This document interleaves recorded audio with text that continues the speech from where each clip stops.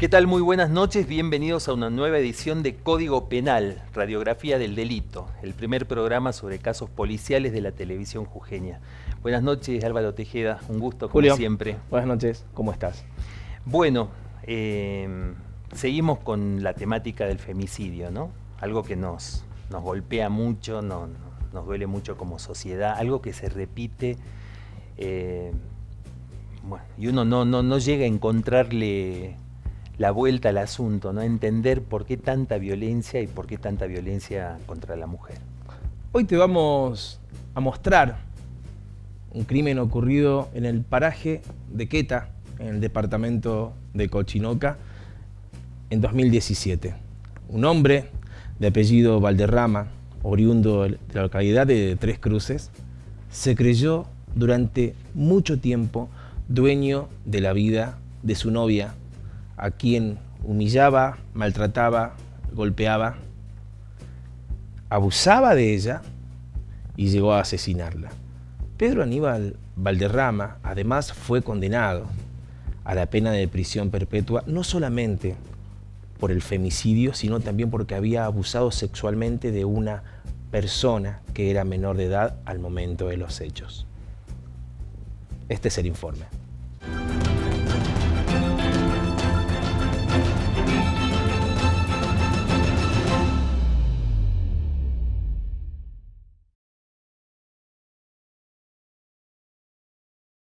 El femicida de Queta, Pedro Aníbal Valderrama. El 22 de marzo del 2017 ocurría un nuevo femicidio en la provincia, esta vez en el alejado paraje de Queta del departamento de Cochinoca, donde Silvia Noemí Gutiérrez fue brutalmente golpeada y estrangulada por su entonces novio, Pedro Aníbal Valderrama, el hombre que se creyó siempre dueño de la vida de la joven de 31 años. Además, en 2015 había abusado sexualmente de la sobrina de Gutiérrez.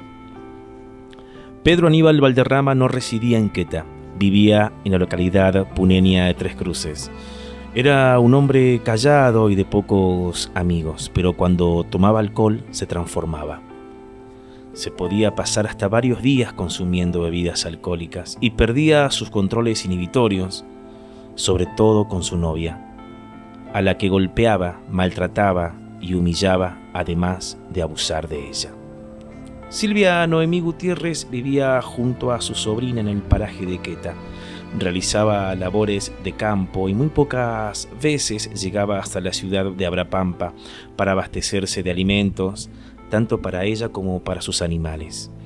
Hacía tiempo que había decidido poner fin a la relación sentimental con Valderrama, pero cada vez que quería, irrumpía en su vivienda, la atacaba a golpes y además había abusado de su sobrina cuando era adolescente.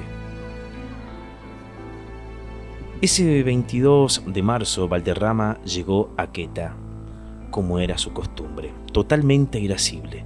Sabía que nadie podía defender de sus ataques a Gutiérrez.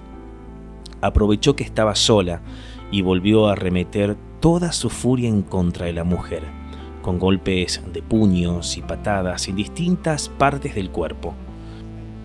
La víctima intentó escapar de la escena, pero fue alcanzada por su femicida, quien tomó una soga y la estranguló. Horas después del crimen, el hombre arrastró el cuerpo campo adentro y llamó a la policía pidiendo inmediata asistencia, manifestando que a su novia le había alcanzado un rayo mientras pastoreaba y que así la había encontrado. Los médicos, una vez que llegaron al lugar y observar el cuerpo, informaron al ayudante fiscal del Ministerio Público de la acusación que tenía marcas compatibles con estrangulamiento y el funcionario judicial dispuso la demora de Valderrama. En junio del año pasado, el Tribunal Criminal número 3 condenó a Pedro Aníbal Valderrama a la pena de prisión perpetua luego de encontrarlo autor material y responsable de los delitos de homicidio calificado por el vínculo y por violencia de género y abuso sexual con acceso carnal calificado por la convivencia. El tribunal enjuiciador estuvo integrado por los magistrados Ana Carolina Pérez Rojas como presidente de trámite, María Alejandra Tolaba y María Margarita Nayar. El fiscal de Cámara habilitado fue Diego Cusel, quien había solicitado la pena máxima para Valderrama, pedido que la querella perteneciente a la Dirección Provincial de Atención Integral a la Violencia de Género adhirió. Como defensor, se desempeñó un representante del Ministerio Público de la Defensa. Durante las audiencias de debate, Valderrama se mostraba tranquilo y sumamente respetuoso. Saludaba a todos con ademanes y usaba un barbijo que le cubría casi todo el rostro. A medida de que declaraban los testigos y lo posicionaban en la escena, pero además lo describían como un hombre que durante mucho tiempo había ejercido violencia de género sobre Gutiérrez, su lenguaje corporal empezó a cambiar y a medida que se acercaba el día de la producción de los alegatos, llegó casi encorvado, como queriéndose refugiar debajo de un pupitre. El femicida de Queta, luego de dar la escueta versión del Rayo, se abstuvo a prestar declaración y cuando el tribunal le concedió la última palabra antes de que pasaran a deliberar, optó también por callarse. Para nosotros es como cerrar un ciclo saber que se hizo justicia, pero lo triste es también saber que la vida de mi tía no se recupera más, había dicho Jessica Gutiérrez, sobrina de la víctima y denunciante de los hechos. Además, recordó que en un primer momento se dio a conocer una versión de que le había alcanzado un rayo, pero yo sabía que mi tía era víctima de violencia de género y se constató que fue asesinada. Jessica afirmó que desde un primer momento estaba segura de que el hombre, el novio de su tía, era el culpable. Las mujeres de campo que están alejadas y sin comunicación no tienen que callarse más y denunciar todas las formas por las que son violentadas, dijo la joven al tiempo que llamó a que se tomen las denuncias en las seccionales para evitar los crímenes contra las mujeres.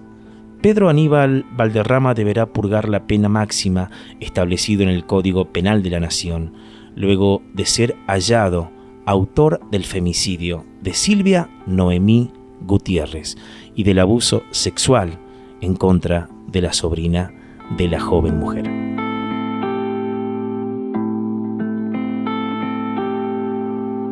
Luego de hallarlo penalmente responsable del crimen, ¿no?, de Silvia Gutiérrez. Ahí lo llevan directamente al servicio penitenciario,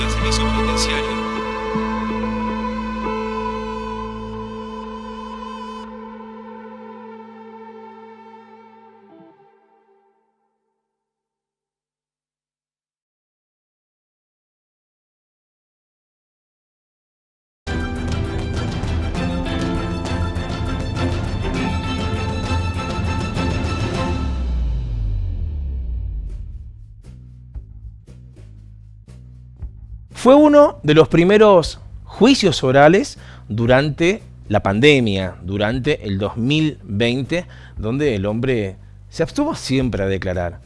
Y a medida que pasaban las audiencias, se lo veía ya más encorvado, ya más abstraído, ya no era esta persona altanera que, como pasa en estos tipos de juicios, ¿verdad?, que llegan a las salas de audiencia con otro temple y a medida que van pasando las audiencias van como cayendo y van como pidiendo, ¿no?, un auxilio, por así decirlo. Ha llamado la atención en este episodio el argumento que dio a los policías manifestando que, porque recordemos que ocurre el crimen, estrangula a Karina Gutiérrez Valderrama y arrastra el cuerpo por lo menos unos 40 metros, ¿no? Vuelve y llama a la policía. Dice, miren, así encontré a mi novia en campo abierto y parece que alcanzó un rayo. Digamos, recién hablábamos con Julio este argumento que habría dado poco serio, porque tener en cuenta que cuando existe este tipo de episodios, lo primero que se hace es el examen primero de un médico de la policía, donde determina si se establece o no una autopsia en este caso, ¿no? O el llamado inmediato al fiscal. ¿Sabés qué?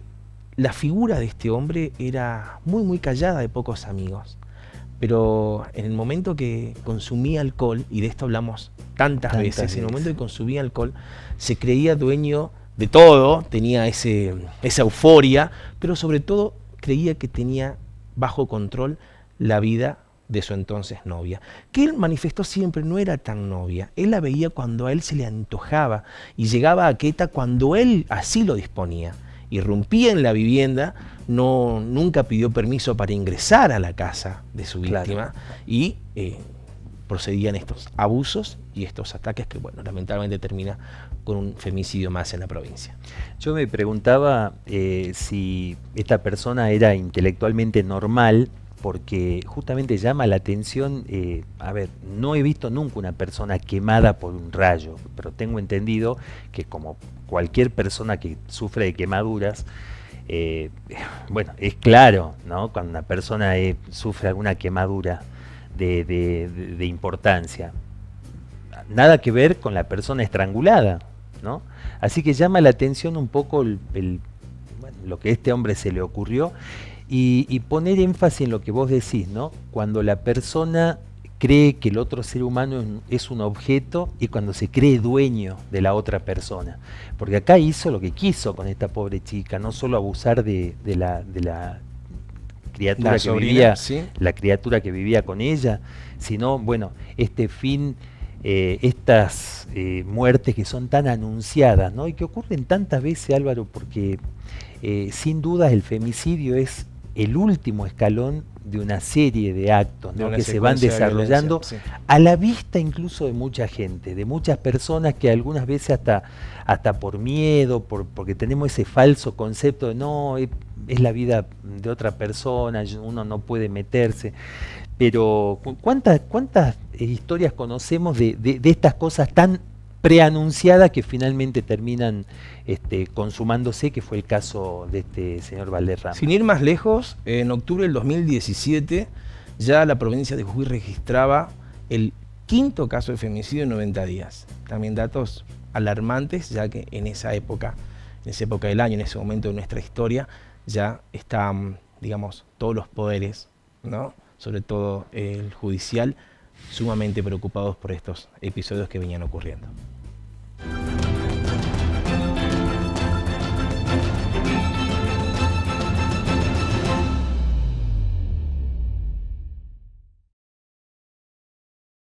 Él se llama Fernando, 52 años, pero a veces puede llamarse Nacho Fútbol y tener 14. Otros días puede ser Iván Leyenda, fanático de los juegos online, o también @Sabritrap. Nacho Fútbol, Iván Leyenda y @Sabritrap son la misma persona, un acosador. El grooming es el acoso sexual contra niños, niñas y adolescentes por parte de un adulto a través de medios digitales. Los abusadores utilizan perfiles falsos para captar a sus víctimas en internet. Habla en familia sobre grooming. Contales la importancia de proteger sus datos personales. Infórmate más en argentina.gov.ar/grooming. Argentina Unida, Argentina Presidencia. Hotel Fenicia. Habitaciones confortables con aire acondicionado, calefacción, wifi y cochera. A metros del centro de la ciudad. Hotel Fenicia, Avenida 19 de Abril 427. Consultas y reservas llamando al 0388 423 1800.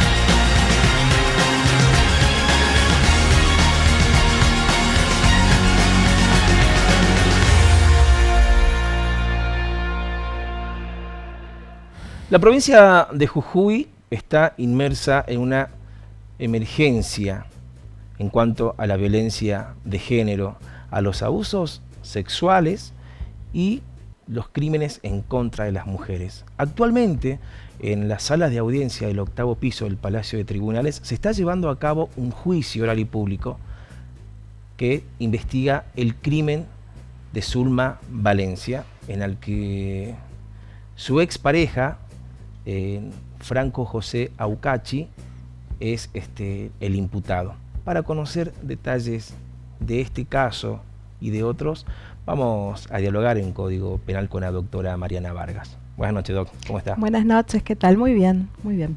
Bien, bueno, primero preguntarle de este caso en particular, que es uno de los más actuales, los debates orales en cuanto a un femicidio ocurrido en la localidad de La Ovejería, de Monterrico. La verdad que es un caso, bueno, todos son tristes, esa es la realidad, digamos. Es un tema porque quienes litigamos conocemos en los juicios orales, en realidad la historia más en profundidad, con inmediación. Y la verdad que es una muerte anunciada, es otra muerte anunciada, ¿no? Él no había llegado a tener una condena, pero había hecho un acuerdo de juicio abreviado que después se desestimó por parte de la Fiscalía. Creo que esto había sido en julio, si no recuerdo mal. A él lo liberan, ¿no? Porque, a ver, el juicio abreviado lo que implica es que se termina la investigación, por lo tanto siempre la consecuencia siguiente es la libertad. A él lo liberan con una orden de restricción y al mes aproximadamente la Secretaría de Paridad que indaga, digamos, en la historia y cómo se estaba desarrollando, plantea que Aucachi estaba, a pesar de la restricción, yendo a la casa, ¿no?, donde vivía Zulma. Por lo tanto, dice, bueno, hay una situación de peligro. Tendrían que haber revocado la orden de libertad. Y sin embargo, no, a los 2 meses, Aucachi la mata, ¿no? Y bueno, acá en el juicio ya se está develando, digamos, cuál claramente él la había cosificado, como dijo el psicólogo en la audiencia, era de su propiedad. Y cuando perdía el control, como decían, ¿no?, antes, cuando pierde el control es cuando mata el femicida. Siempre es así. O sea, cuando se pierde el control es la toma del control, ¿no? Y por eso, bueno, obvio, es el último acto. O sea, el último no es el primero, quiero decir. Siempre hay una seguidilla, pero es una muerte más anunciada. Otra vez el Estado que pudo hacer, yo creo que acá lo que en este caso concretamente se devela para mí es la falta de coordinación entre las agencias estatales, ¿no? Porque si tuviéramos cierta coordinación, Zulma estaría viva. Y aparte, bueno, ni siquiera hablo de coordinación, o sea, si se hubiese leído y se tuviera noción, ¿no?, de la gravedad que es y lo que puede significar una violencia y la escalada y la libertad y el círculo de violencia, etcétera, bueno, si se hubiese tenido noción de eso, Zulma estaría viva. Por lo tanto, acá es la responsabilidad de Aucachi, pero es también la responsabilidad estatal, otra vez, claramente. En este caso en particular, Aucachi, digamos, ha quedado evidentemente comprobado que ejercía y sometía, ¿no?, otro tipo de violencia, como es el simbólico, el psicológico, y tenía todavía, digamos, en su casa, en su domicilio paterno, digamos, estaban sus niños, o sea, digamos, le habían impedido que se acerque a su madre. En realidad, los niños estaban viviendo ahí con ellos dos, ¿no? Él queda preso y Zulma sigue ahí.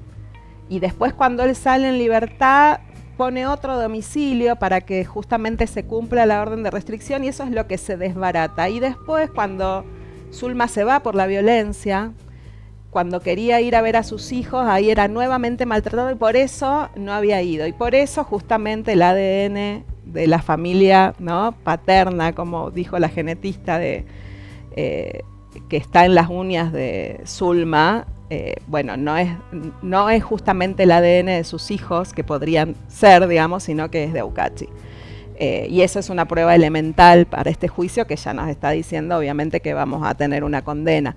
Pero el tema de los hijos en situaciones de violencia de género es gravísimo, porque es lo que hace que las mujeres muchas veces no puedan romper, y es a través de los hijos que los violentos ejercen violencia, ¿no? Hacia las mujeres. Y en este caso era más grave porque, bueno, más grave, no sé, incluso amenazaba con matar a los niños para hacerle daño a Zulma. Y eso está, bueno, el nivel de gravedad que había en este caso, lamentablemente, el Estado no lo vio. Insisto en lo mismo, ¿no? Y después hubo una escena en el juicio oral que demuestra que él, si puede, sigue matando, digamos. O sea, hubo ahí un testigo que era quien era la pareja de Zulma, con quien se iba a ir a vivir. El día anterior habían ido a buscar casa para irse a vivir juntos, y Zulma iba a llevar a sus niños. Eso estaba clarísimo, que esto iba a ser así, que no había duda al respecto, y en realidad es al otro día que él va y la mata. No, yo creo que... ¿Usted cree que fue eso, el móvil, digamos, lo que detonó? Yo creo que ahí es cuando él ya perdía todo, perdía la posibilidad de seguir ejerciendo violencia contra ella, porque era, no te dejo verlos, te maltrato, pero después te voy a buscar, anda. O sea, es esta cosa tan brutal donde todo para la mujer siempre es violencia, ¿no? De una forma, de otra, siempre el problema es cómo la violentaba a Zulma. Y la violentó, bueno, ya de la peor forma, o la mató. Usted litiga digamos, y se especializa en este tipo de delitos o en este tipo de hechos. Quiero preguntarle respecto de el perfil que va generando un femicida. A rasgos generales son como característicamente iguales. Yo creo que lo que hay es, a ver, no es que me especializo, la suerte me pone en este lugar, digamos, no, yo no me considero especializada. Pero lo hace con mucha pasión y está, digamos, siempre en este lado. Y sí, siempre estoy de ese lado, sí. Y las veces que he estado del otro, de alguna forma, aunque sea en algo, siempre terminé arrepintiéndome. Pero yo lo que creo es que hay algo que tiene que ver con reproducir lo que socialmente está asignado a las mujeres, que es el lugar de objeto, ¿no? Y eso es lo que se repite en todos los casos. Siempre es, sos mía. Y en definitiva es la maté porque era, ¿no? La maté porque era mía, como dice Galeano. Uh-huh. Siempre es así. Por eso digo que es cuando se pierde el control, ¿no? Cuando ya parece que se le escapa. A ver, una mujer que está en una situación de sumisión, ahí lo que tenemos es una situación de violencia, de sometimiento, pero bueno, vive. El problema es cuando eso se corta, o sea, cuando el tipo pierde ese control que tiene, ¿no? Y la mujer viola. Pienso en Rita Soruco. Rita Soruco, que para mí fue el caso en que a mí me incorpora, digamos, en esta temática de los femicidios, y a partir de ahí en Jujuy el movimiento de mujeres con este caso empieza a plantear la incorporación de la figura del femicidio al Código Penal. Pero es eso, o sea, Rita se iba a vivir a Maimará, a trabajar, y romper con esa situación es lo que hizo que él la matara. Y siempre es igual, Oscari, es lo mismo. O sea, a ver, ahora, todo el doctora, tiempo es lo mismo. En cuanto a la... A ver, uno ya sabe, por supuesto, la persona violenta es una persona enferma. Ahora la víctima... No es enferma, son... mentalmente no es normal. Quizás tiene una realidad transgredida. Claro. ¿No? Bueno, no sé si se puede hablar de enfermedad exacto, porque psiquiátrica. Si fuera enfermedad la tratamos. Claro. Bueno, pero entiendo igual lo que, lo que yo quiero decir. Claro, son personas que no son normales, está bien. No sé si psiquiátricamente se puede hablar de enfermedad. Se dice que es el hijo sano del patriarcado, el violento. Porque el problema es que en esta sociedad patriarcal, donde las mujeres tenemos un lugar, ¿no? Un rol asignado de opresión, pero de objeto. Ahí va. A ver, yo conozco miles de hombres para los cuales la mujer no es un objeto. Es más, creo que la mayoría de lo que conozco, ninguno me dijo nunca, yo creo que una mujer es un objeto. Pero supongamos que esté ahí el error, en el hombre que ve a la mujer como objeto. ¿Por qué la mujer soporta tanto, no? Está bien, está el tema de los hijos, que ella no se quiere muchas veces separarse del hombre, le genera un montón de otros problemas. ¿no? Pero la mujer que ya está en peligro, digo yo. Sí. No la mujer que es maltratada. Hablo de la mujer que ya que ya ha sido golpeada, que ha sido amenazada de muerte. ¿Qué hace? Yo creo Romper que por ese la eslabón misma... es muy difícil. Yo creo que por la eso, misma razón por la que el varón... Veo que es muy difícil que la mujer rompa con esa persona, pero ahí hay un problema de educación, de valores, ¿no? Yo creo, de fragilidad. Esta sociedad, porque el problema es social, o sea, esta sociedad que a las mujeres nos pone en este lugar y que el varón nos pone en este lugar, a la mujer también, digamos, nos hace pensar que ese es nuestro lugar. Por eso muchas veces... por eso es tan importante el tema de las infancias. Si las infancias viven, ¿no? Y esto era lo de Alejandra Oscari, que creo que lo hemos charlado. O sea, si en la infancia esa violencia es naturalizada, e incluso cuando se denuncia esa violencia, el Estado dice, quédate ahí, tenés que vivir acá aunque sufras esta violencia. Bueno, eso es lo que yo creo que es inaudito. ¿Qué es lo que aprende Claro. esa niña, ese niño? Y aprenden que eso es lo que es natural. Entonces después reproducen exactamente lo mismo y no consideran la posibilidad de salir de ese... O sea, se aprende, porque ese es el punto, se aprende que eso es lo que en normal. realidad... Exacto. Claro. Por eso, no es que no es normal, no. Aprendemos que esa es la normalidad.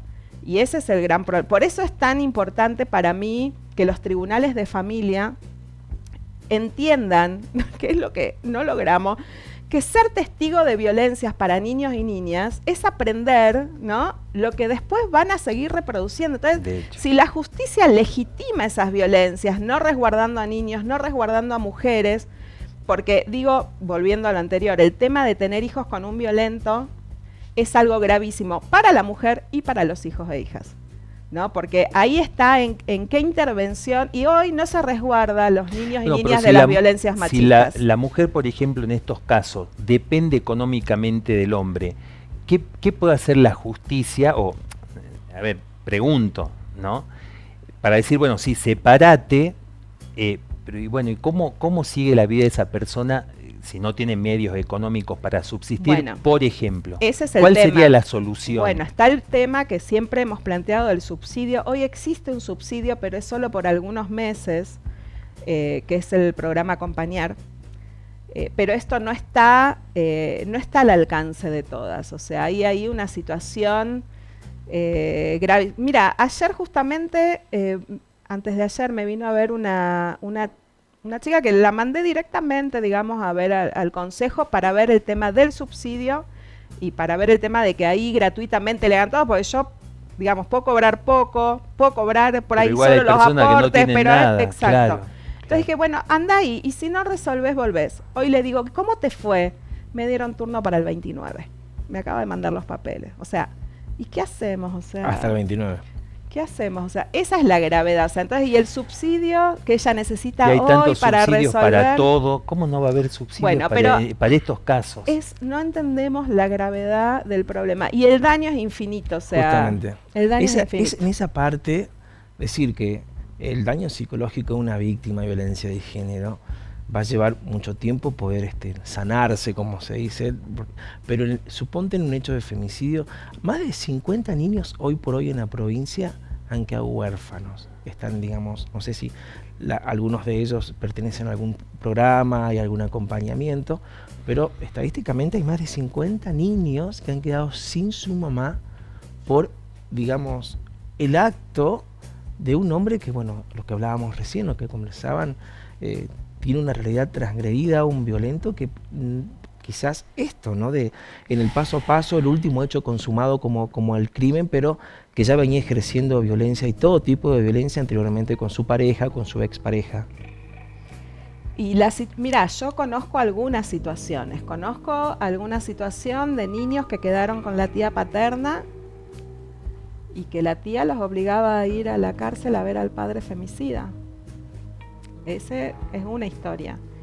Otra historia es ahora el bebé de Alejandra Álvarez, ¿no? Que la familia del femicida pide contacto con el nieto y nos fijaron una audiencia.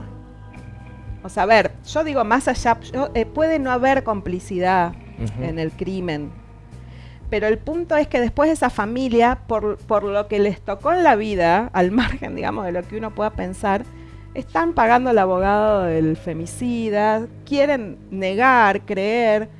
Que se va a reinsertar en la sociedad. Piensan eso, bueno, evidentemente. Y entonces el tema es, ¿y vamos a permitir que eduquen al niño? O sea, a ver, en el caso de Alejandra Álvarez, no es un bebé, no hay vínculo hoy de la familia paterna, salvo algo esporádico. ¿Es necesario que sometamos al niño a esto? O sea, es un nivel de gravedad, yo digo, más allá de que los abuelos paternos puedan amar, porque en esto yo, o sea, no pasa por ahí el tema. Es, ¿a qué exponemos al niño? Porque la suerte ya está echada, o sea.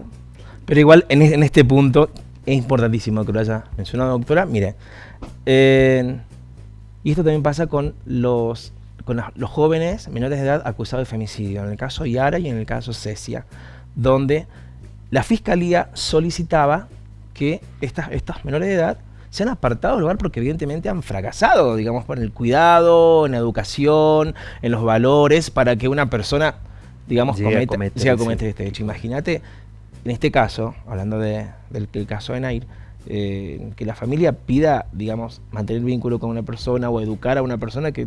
Pero lo peor no es que lo pidan, lo peor es que el tribunal haga lugar y que fijen una audiencia entre dos familias que hoy están en un proceso judicial donde uno quiere justicia y otro impunidad. O sea, es un nivel de indiferencia, ¿no? De desidia, de... No sé, me parece que... Claro, es como mirar para otro lado y pensar que eso que está pasando no ocurre. Esquivar al bulto, ¿no? Claro, es como decir, no, bueno, tratemos de que y un la nivel gente... de daño... Pero aparte pensemos en el bebé, o sea, a ver, la realidad es esa, o sea, esa familia va a ir a visitar al hijo, pero aparte, a ver, yo a veces pienso, si yo, o sea, ojalá en mi vida me ocurra de ninguno de los dos lados, porque tengo un varón y una nena, pero digo, si tratando de ponerme en los zapatos, porque eso creo que a veces uno es lo que trata de hacer, digo... Una norma filosófica elemental. Bueno, ¿y qué haría uno con su hijo, incluso habiendo fracasado? Bueno, entonces, ahora, no hay solución para esto. Mariana, pero lo que no puede haber, no hay solución, pero no puede haber más daño. Y acá siempre es más daño desde la institución judicial. La mayoría de los femicidas tienen condenas largas, ¿no? Perpetua, por eso. Desde que tenemos la reforma del Código en el 2012. Así es. ¿Hay casos de gente que se ha vuelto a insertar en la sociedad? ¿Son personas irrecuperables? Para mí, por ejemplo, digamos, el delincuente sexual es una persona, para mí, por lo que yo veo, por las cosas que leo, irrecuperable. Para mí, el que viola a un niño, el que llega a ese grado de perversidad. Un hombre que mata a una mujer, y no estamos hablando de un caso de emoción violenta, que esos son casos distintos, ¿no? Hablamos de la violencia sistemática, el hombre que golpea hasta que mata. ¿Ese hombre se puede reinsertar en la sociedad? Yo creo que es muy probable que muera en la cárcel, salvo que sean jóvenes, y la verdad que tenemos muchos jóvenes. Sí, pero igual, hablando de eso, no sé. Mira, Jujuy tiene por lo menos una estadística, creo que el 0,5% de las personas, los agresores sexuales, fueron reincidentes. No dice nada las estadísticas, ¿no? Pero digamos... No, porque aparte debe haber un montón de casos que no se denuncian de esos mismos. Cual, o sea, lo que pasa es que para mí son cosas distintas. Sí, de todas formas. Totalmente distintas. Yo creo que en el abuso sexual es muy difícil, porque el que encontró placer en esa forma, o sea, el que encontró el placer en el sometimiento sexual, no veo que ahí pueda modificar, pero no sé, yo no... A ver, como dice Rita Segato cuando uno le pregunta, y bueno, la esperanza, uno tiene que tener una posición ideológica, digamos, de pensar que es posible. Pero bueno, la verdad es que por ahora la vida no me convenció. A lo largo o en este periodo, en su carrera de abogada, se la ha visto al frente, en una posición... reclamando, exigiendo justicia. Extrema, dirían algunos. Sí. Lo que yo creo, ¿cómo ve usted ¿no? El Poder Judicial. Y una cosa también que me ha quedado picando, que dijo hace un rato, digamos, en esta como dualidad entre fiscales y jueces, ¿no? Que o van por un lado o van por el otro, pero en algunos de los casos como que pareciera que no van juntos, o que han estudiado códigos penales distintos, que uno determina algo y otro resuelve algo y solicita. ¿Cómo ve usted en este momento el Poder Judicial? Yo creo que en ese sentido no son dos bloques. A la hora de dictar una sentencia yo no veo dos bloques distintos. Creo que a veces juega mal la Fiscalía, a veces juega bien, y los jueces y juezas lo mismo. En ese sentido no me parece que sean bloques que podamos decir esto anda bien y esto. Yo creo que hoy las fiscalías que atienden casos de violencia sexual, por ejemplo, están caminando bien en la medida en que es posible, porque la verdad es que hay demasiadas causas que no se mueven, que directamente no te reciben un escrito digital. O sea, digo, están desbordados y no hay solución, digamos, a eso. Por lo tanto, hay un tema de sistema también que está... De recursos. Exacto. Pero creo que hoy, y yo lo veo en los casos más... a ver, esto del respeto a los tiempos de las víctimas, con la reforma, ¿no?, del Código Penal en relación a la prescripción, que hoy una mujer de más de 50 años puede denunciar algo que ocurrió en la infancia, y hoy la Fiscalía está produciendo pruebas. A mí eso me parece muy alentador. Y después muchas veces tenemos acusaciones por abuso sexual y tenemos personas detenidas, y el juicio oral es el momento en que yo entiendo que va a ser el momento en que lo van a liberar, porque ahí, bueno, es esto que siempre digo en relación a las mujeres: cuando las mujeres adolescentes o adultas denuncian, el resultado es la impunidad, ¿no? Y si vemos en la página del Poder Judicial, que ahora están publicando muchas sentencias, todas son niñas las abusadas. Es siempre comprueba o afirma mi tesis. O sea, las condenas por abuso sexual es cuando no discutimos el consentimiento, cuando las niñas son menores de 13 o niños. Ahora, si está en debate el consentimiento y la mujer tiene que demostrar que no consintió, el resultado es impunidad siempre o casi siempre. Y el casi es porque hubo algún tipo de confesión de alguna forma, porque hay alguna prueba, que esa es muy difícil, porque hay algún testigo, porque fue en el marco de un robo en banda. Bueno, y el tema de las denuncias falsas, doctora, que existen. Mira, existen. Yo digo que no digo que tengan una gran magnitud, ¿no? Pero como varón me pongo en ese lugar y digo, ¿y si un día salgo con una chica, qué sé yo, y se le ocurre denunciarme, ¿no? Bien, bueno, y tendrás que defenderte. He salido con un montón de chicas y nunca ninguna dijo ni que yo le falté mínimamente el respeto, pero digo, si me denunciaran... Tendrás que defenderte, pero el punto es cuando se utiliza la existencia de alguna que otra denuncia falsa, que existen, alguna que otra. Para generalizar. Para generalizar y plantear, no lo digo por vos, pero sí, digamos, la reacción, para plantear que en realidad las medidas cautelares que ganamos las mujeres, que primero se resguarda y después se investiga, que eso está mal. O sea, si vamos a usar las denuncias falsas que existen, y existen también de los varones a las mujeres las denuncias falsas, ¿no? ¿Por qué no? No, pero es real, digamos. Claro. Y se habla del impedimento de contacto también, ¿no? Denuncio falsamente para impedir. Está bien, existe, pero yo te digo que hay cualquier cantidad de casos donde es el papá el que no deja que la mujer vea a sus hijos. Tengo muchos casos y no logro que camine un solo impedimento de contacto en la justicia. Sin embargo, contra las mujeres, incluso y sobre todo las que denuncian abusos sexuales, donde los niños y niñas han hablado, que tenemos informes psicológicos, se persigue hasta a las psicólogas. Sí, no solo a las madres protectoras, también a las psicólogas. O sea, yo creo que el tema de las denuncias falsas no se puede negar porque existe, pero bueno, correcto. La justicia tendrá que encontrar la forma. Exacto. Sí. La maldad existe en el ser humano. No es que todas las mujeres, porque vivimos en una sociedad donde tenemos un lugar de discriminación, vamos a ser todas buenas. Obvio. Claro. No. Yo sí, pero no sé el resto. Y ahora, en este sentido, quiero preguntarle, ¿considera que los funcionarios judiciales, en cuanto al juzgado de violencia de género, están capacitados, fueron instruidos, por lo menos con perspectiva, a su consideración? Yo creo que hay 2 juezas que dieron un concurso, y entiendo que sí, 2 juezas. Y otras fueron, una jueza, la doctora Hinojo, fue habilitada, y el juez Puyencha Hermanos fue habilitado, y ahí no tenemos acreditada la perspectiva de género, y la verdad es que en ese interín ocurre un femicidio, ¿no? El de Marina Patagua.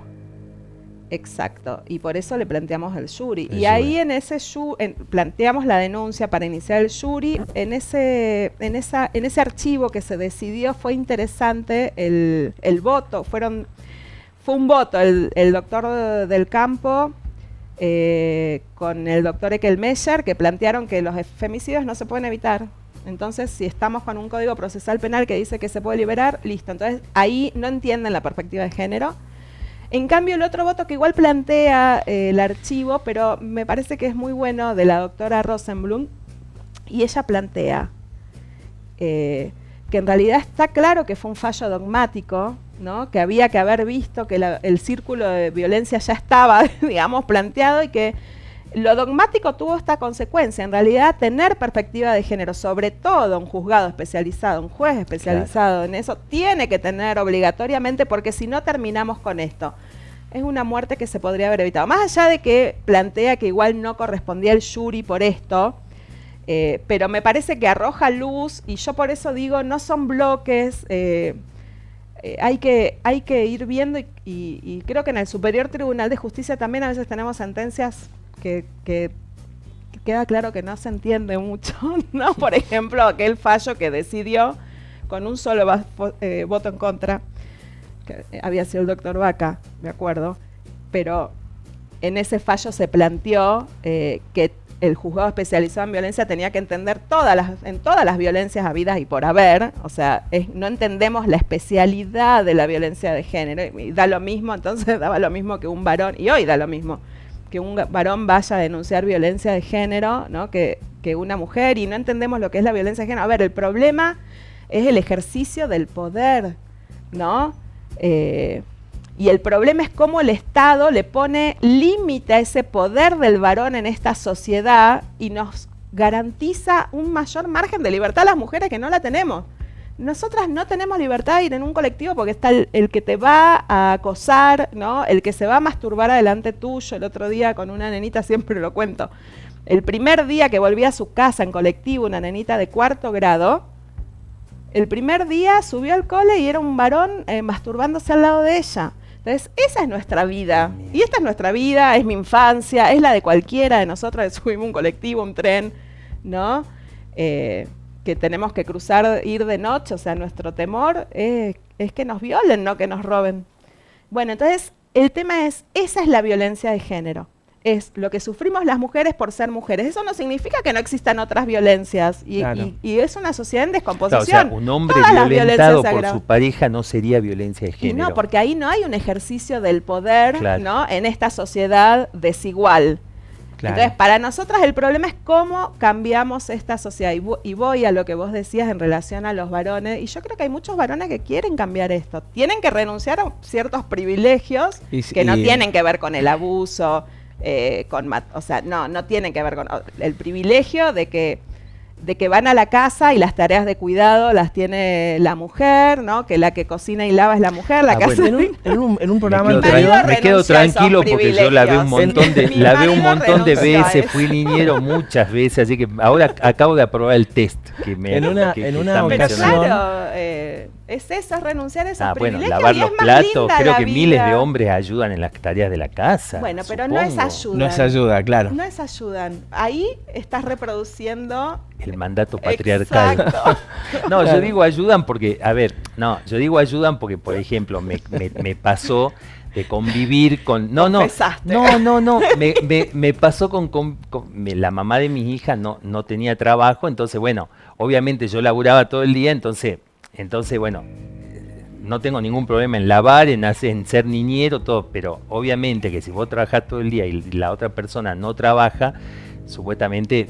Bueno, pero ahí a está eso el tema. voy. ¿Por qué en una casa uno decide trabajar y otro no? Y en general, más allá de la suerte, es la mujer que va a no trabajar, dedicarse a las tareas de cuidado, Y esto, bueno... No, bueno, pero yo no quise poner ya mi lo sé, caso, ya pero lo no, sé. pero está bueno. Pero está buena Sí. la aclaración. Los programas anteriores justo hablábamos con Julio de uno de los temas que también son fundamentales. Volvieron a Messi para tenerla a usted, preguntarle también. La necesidad de, en un grupo, que evidentemente se juntan un grupo de mujeres, es obvio de que si pasa un hombre nadie le va a decir, nadie, pero sí al revés, que hay un grupo de jóvenes en una esquina y pasa una chica y le gritan, le dicen de todo. No es folclore, ni mucho menos como dijo un expresidente, a quien no le gusta que le digan un piropo y demás. Yo lo quiero decir, en ese momento, hacer ese ejercicio de que haya uno en el grupo y le diga, che, flaco, no da. Ojalá que exista ese cambio, ojalá que alguien diga... Yo creo que empezamos a ver, yo creo que no es que, por eso digo, en esto para mí hay muchos varones que, a ver, en relación a eso del tema anterior, yo me eduqué en una casa, sobre todo con mi abuela, donde yo tenía que lavar los platos y mi hermano no, o sea... y mi marido estaba en una casa en la que, bueno, siempre era su mamá, digamos, la que cocinaba cuando estaba, porque si no eran entre los hermanos, digamos. Pero bueno, él renunció, ¿no?, a ese privilegio. Bueno, no le tocó, digamos, la persona más indicada para no hacerlo. Pero lo que quiero decir es que hoy está, y en muchas parejas existe esto, donde es todo compartido, o sea, donde realmente nadie tiene asignado un rol, sino que todos hacémoslo. En todo caso, dividiremos, uno sacará la basura y otro, bueno, sí. Pero ya no es ayudar ni colaborar. Exacto, es que los formar roles parte son del de rol, claro. Y el tema es cómo formamos a nuestros niños y niñas en esto, en la igualdad también en ese tema, ¿no? Porque yo, por ejemplo, que tengo un varón y una nena, no es que hay roles que, o sea, sería una locura para mí que haya roles que cumpla mi hija y que no los cumpla mi hijo. O sea, en eso es como vamos educando. Pero creo que lo terrible, ¿sabes qué es para mí? Y lo que sí bueno, todo duele, pero cuando los pibes que reproducen estos roles y que matan y que venían en esto, son tan pibes. O sea, es una de las cosas más dolorosas que vos ves que vamos avanzando. ¿Y por qué entonces los pibes abusan no esto de salir de la escuela y abusar de su compañera, casos que hemos tenido tan recientes, o un pibe femicida, o sea, un pibe de 18, 19, 14, 20, 16. Es algo que, bueno, es terrible. O sea, creo que es la parte más horrenda, porque si es alguien viejo el que tiene eso y vos decís, bueno, viniste de ahí, no pudiste cambiar, ¿no? Pero cuando son jóvenes es como más... Para mí es más duro, y sí hay algo de incomprensión, digamos, relativa. ¿no? Nos quedaríamos la noche conversando. La Muy convocamos de nuevo porque este es un Sí. tema muy, muy, muy largo y yo quería hacer una defensa adicional, así que bueno. Le queremos Pero agradecer por muchas compartir gracias, con Mariana. nosotros. No, muchas gracias a ustedes. Muchas gracias.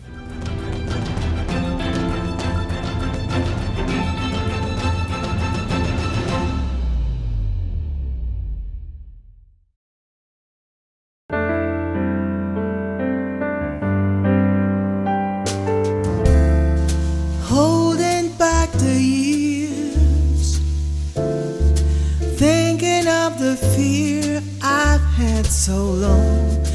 When somebody hears, listen to the fear that's gone.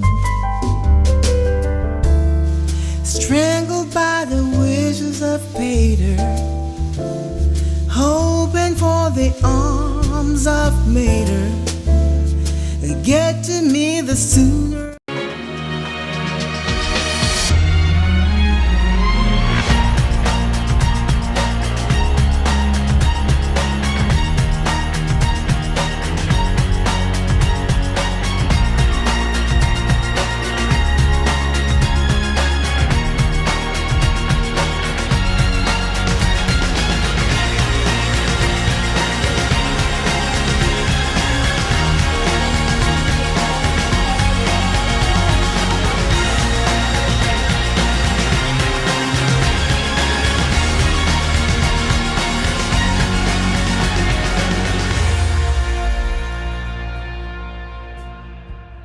En el tercer bloque de Código Penal voy a contarte una historia que recientemente fue elevada a juicio. No vamos a poner el nombre de la persona implicada, no porque es un conocido empresario, de ninguna manera, sino que este hombre acusado de abuso sexual abusó sistemáticamente en reiteradas oportunidades de sus nietas cuando eran niñas. Y para resguardar su identidad, para cuidarlas, no ponemos el nombre. Los hechos habrían ocurrido entre el 2016 y el 2017. Mira, esta persona está acusada de abusar en al menos 8 hechos a una niña que en ese entonces tenía 6 años y 9 años. Pero además hay una denuncia penal en su contra, porque también habría abusado de la hermana mayor de estas niñas cuando ella tenía 12 años. Estamos hablando de un presunto abusador en serie. Estos casos que lo veíamos en las películas hollywoodenses, en las series de Netflix, convivía con nosotros, convivía en nuestra sociedad. Y fíjate vos, tan impune que se cree esta persona, que ha intentado callar hasta abogados con dinero. Una situación realmente conmovedora, dantesca por donde quieran mirarla, que en los últimos días el Ministerio Público de la Acusación ha resuelto el pedido de elevación a juicio de este hombre, 61 años. Pero ¿saben qué? 4 días atrás, 4 días anteriores, el juzgado de violencia de género número 1, a cargo de la doctora Mónica Cruz Martínez, dio lugar al pedido de prisión domiciliaria a esta persona, con delitos gravemente endilgados. ¿Por cuestiones de salud? ¿Se esgrimieron cuestiones de salud? La cuestión de salud, justamente, es el pedido de la defensa de este empresario, tiene que ver con una diabetes. ¿Sabes que el fiscal que entiende estas causas, especializado en este tipo de delitos, se opone? El doctor Alejandro Bossati se opone y dice, si ese es el criterio, mirá. La diabetes es una de las enfermedades más extendidas, como la hipertensión. No habría nadie preso, ¿no? Igual, si estaría dentro de una unidad penal, hay una enfermería, un hospital interno, donde tranquilamente puede llevar tratado. Esta enfermedad que es crónica, que necesita un tratamiento diario. Sí. Hoy por hoy las niñas, las víctimas, la familia en realidad, está aterrada.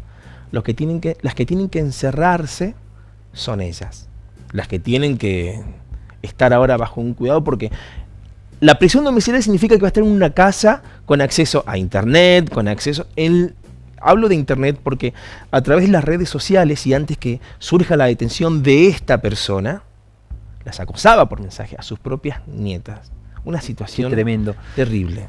Álvaro, y también hay que decir, y me parece que es muy importante, que esto echa por tierra ese prejuicio de que estas cosas le ocurren a personas pobres, a personas vulnerables. No, estas cosas ocurren en todas las clases sociales, y se ha dicho hasta el hartazgo. Lo que pasa que muchas veces hay historias que no se conocen, pero bueno, qué mejor caso que este, ¿no? Para mostrar lo que siempre decíamos y sobre lo cual vamos a volver en el último bloque, de que muchas veces en las propias familias está el peligro de un ataque sexual para un niño o para un menor. Un juez, en un café que he tenido la suerte de compartir, me dice, yo creo particularmente, don Álvaro, me acuerdo porque me decía don Álvaro, entiendo que un juez tiene que tener ante todo criterio. Y si conoce de derecho, mucho mejor. Y me ha quedado grabado en serio. Y volcándolo a esto, sin ir más lejos, un hombre de apellido Bedia, que también padecía de esta enfermedad crónica como esa diabetes, había solicitado, ¿no? Estaba justamente condenado por abuso sexual y había solicitado la prisión domiciliaria. Se le había denegado justamente porque habían lugares dentro de este régimen, dentro de la unidad penal, lugares donde él podía permanecer, digamos, haciendo de forma más llevadera, ¿no?, esta enfermedad. Ese criterio lo adopta y se le denegó el juez de ejecución de la pena, el doctor Catam. ¿Por qué no? ¿Por qué será? Qué bueno sería que el propio juez lo explique, ¿no? Porque sufro de prediabetes y conozco perfectamente lo que es la enfermedad, y te puedo asegurar que una persona puede estar tranquilamente privada de su libertad y hacer el mejor tratamiento, salvo que vos me dijera, le van a impedir caminar, le van a impedir tomar la medicación, le van a dar de comer cosas que son incorrectas. En ningún caso. O sea, es muy fácil a una persona que sufre este problema medicarla y hacerla cumplir su tratamiento privada de su libertad, que es lo que corresponde, ¿no? En este caso. Uno de los fundamentos, esta magistratura manifiesta cuidar la integridad física de esta persona que está imputada, ¿no? Y obtuvo el requerimiento. Cuidarle la salud al abusador. Hay que preguntarle quién va a cuidar la salud emocional, la salud mental de estas niñas que han atravesado el peor de los tormentos en manos de su propio abuelo.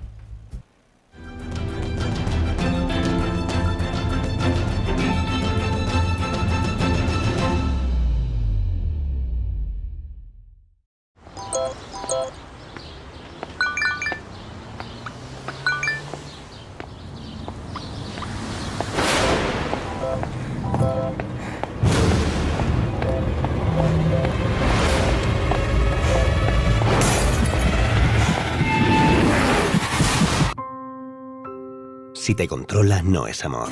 Hotel Fenicia. Habitaciones confortables con aire acondicionado, calefacción, wifi y cochera. A metros del centro de la ciudad. Hotel Fenicia. Avenida 19 de abril 427. Consultas y reservas llamando al 0388 423 1800.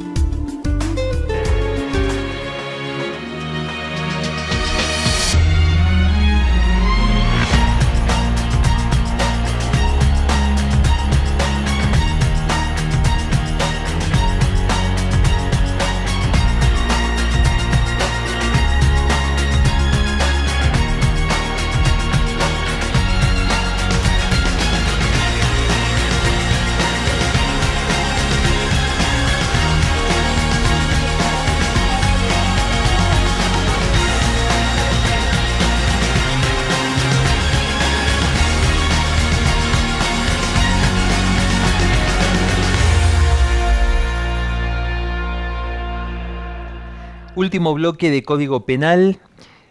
Bueno, hace un par de días... Quería contarte, María Joaquina es fanática del Cuarto Bloque. ¿Sí? María Joaquina, le mandamos un saludo. Hace un par de días me llama una hermana que vive en Neuquén. En Neuquén. ¿Tenés una hermana en Neuquén? Tengo una hermana en Neuquén. Y asombrada, por supuesto, preocupada, me dice, ¿esto puede ser cierto? Se refería a un audio que ha sido viralizado en las últimas 72 horas, digamos, donde se hace alusión a una especie de imaginario colectivo, ¿no? Una idea, una leyenda urbana. Pero queríamos compartir con ustedes, porque es cortito, el audio que puso en vilo a muchas personas desprevenidas en las últimas horas en la ciudad de Libertador y Calilegua. Y más que nada a los padres de las escuelas que llevan a los chicos primaria y de la escuela a nivel medio superior. Por favor, estemos todos alerta con el cuidado y seguridad de nuestros niños y jóvenes de ambos sexos, ya que se está confirmando la entrada de una poderosa mafia al país, dando a conocer que está fuerte la mafia.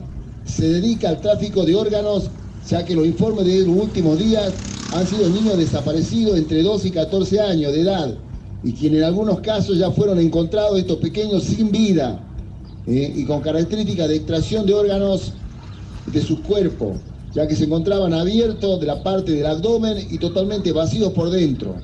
No podemos permitir que esto siga pasando, por lo que se le pide a todas las personas que se mantengan alerta con sus hijos y conocidos, no pasando por alto extrema alerta y tomar medidas de seguridad. Los informes de alerta cubren todo el país, poniendo con mayor alerta ya a los niños más que nada. Ya basta de no más niños desaparecidos en toda la población en general. Se les pide a ustedes que los cuiden. Además también les comentamos que esto es importante. No saquen a los niños a las calles a solas, pónganse de acuerdo con otro familiar. Si no tiene que ir a dejar a algún lugar, siempre pide ser acompañada. No los pierda de vista si están en algún evento. No los suelten de la mano en las calles y no los pierda de vista.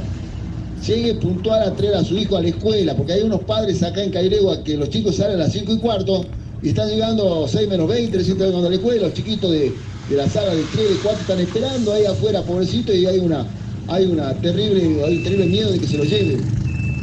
No lo manden solo a ningún lado, pero muy cerca que esté del lugar donde va, ni a comprar a la despensa, ni nada por el estilo.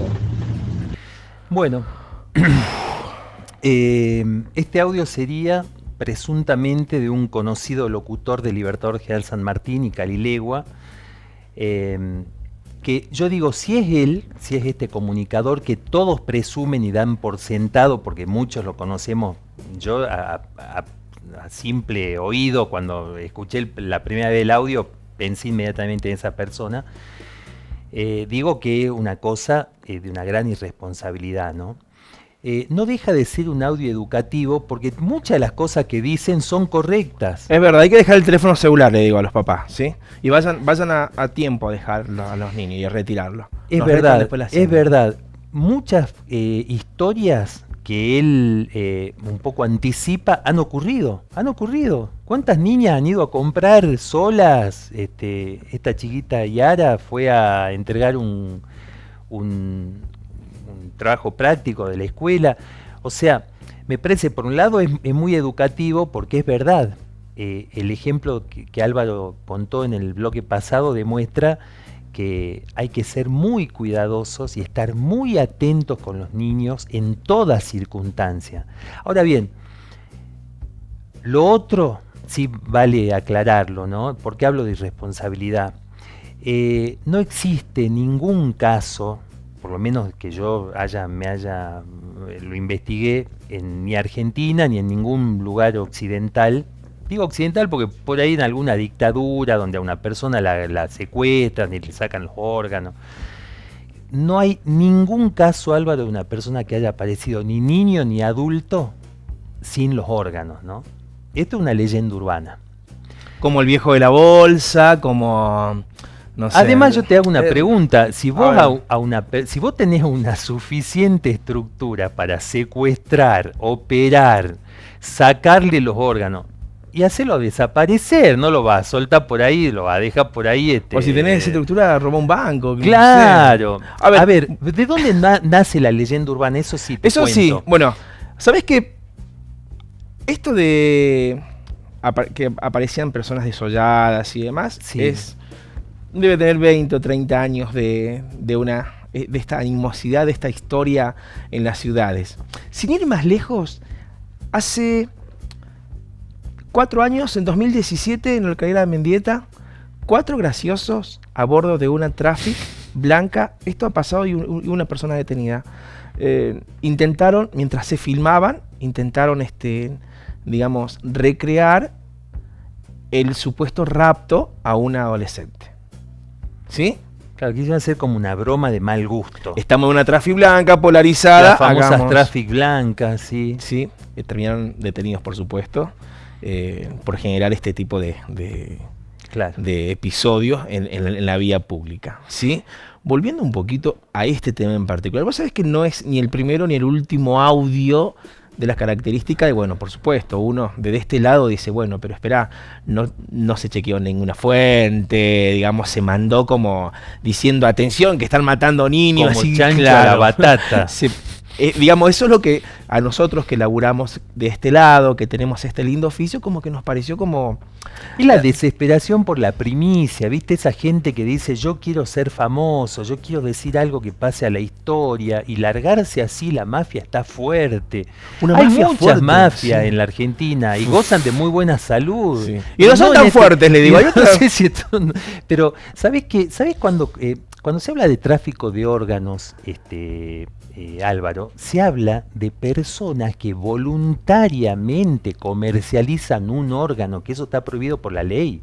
Eso es traficar un órgano. Que vos vayas y le digas a un médico, a un equipo de trasplante, por supuesto, miren, yo quiero entregar, necesito un dinero, quiero entregar mi no sé, un riñón, no sé, un pulmón, y recibir dinero a cambio. Eso es tráfico de órganos. Y te cuento de dónde sale la leyenda urbana. Porque hay un famoso escritor yankee, viste, tipo Stephen King, Crichton, estos tipos que venden millones, Robin Cook, que escribió en la década del 80 un libro que se llamó Coma, y contaba la historia de en una clínica donde habían personas que estando en coma, que habían sido sometidas a una intervención quirúrgica, y decían, bueno, de las personas que son sometidas a una intervención quirúrgica, creo que 2 de cada 100.000 pueden fallecer por un problema de anestesia y demás. En este caso después se descubre que ellos, a propósito, algunas personas las dejaban, digamos, solamente sin actividad cerebral, o sea, lista para que vengan y le hagan un trasplante, ¿no? Entonces, a raíz de esto que vos contás, sobre todo volviendo, ¿no?, a lo del el locutor que hace, digamos, que viraliza este audio, sí. Sabés que la justicia lo cita.